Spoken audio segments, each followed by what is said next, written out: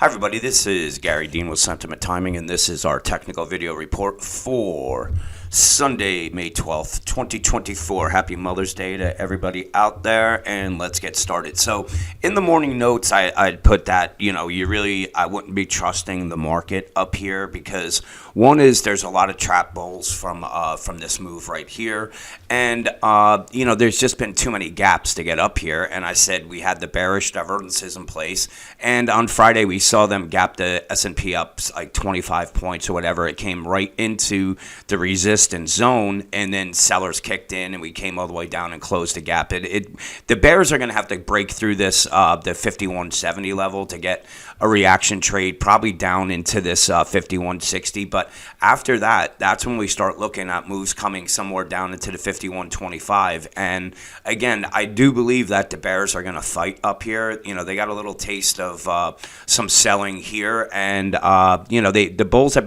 done a pretty good job getting up here. But now we're, as I said, we have sell signals on the 60-minute charts. If we look at the daily, very, very overbought right there. And on the 15-minute charts, we were looking for this gap to get sold just because we did have bearish divergences in place there. So everything seems to be lining up. If the bulls can get above this 52.27, then they're going to come up and test this 52.40 level. And if they get above that, that's when we're looking right around this the 52.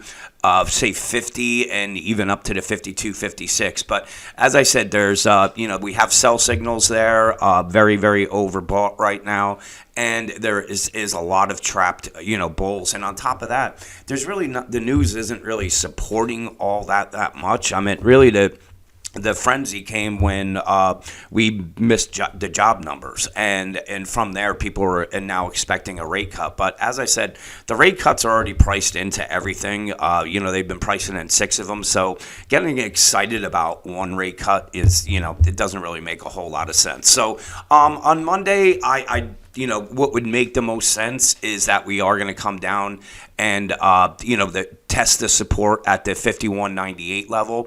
And if they get below that, then we're going to be looking at that move down to the 51.70. And this is going to be really the important support, because if they lose it, then we're looking at a move coming all the way down to the 51.27. But as I said, I'd be a little bit skeptical up here with the bulls. And I think that we're going to start seeing, any rallies are going to start getting sold into by the big money. And then, I think that May is going to be a pretty tough month for the bulls. And if it's not, and they actually make a higher high in May, as I've been saying, it's actually more bearish for the market long term than it is if we come back and do some backing and filling and probably take out the lows that we made in April. So let's see what plays out tomorrow.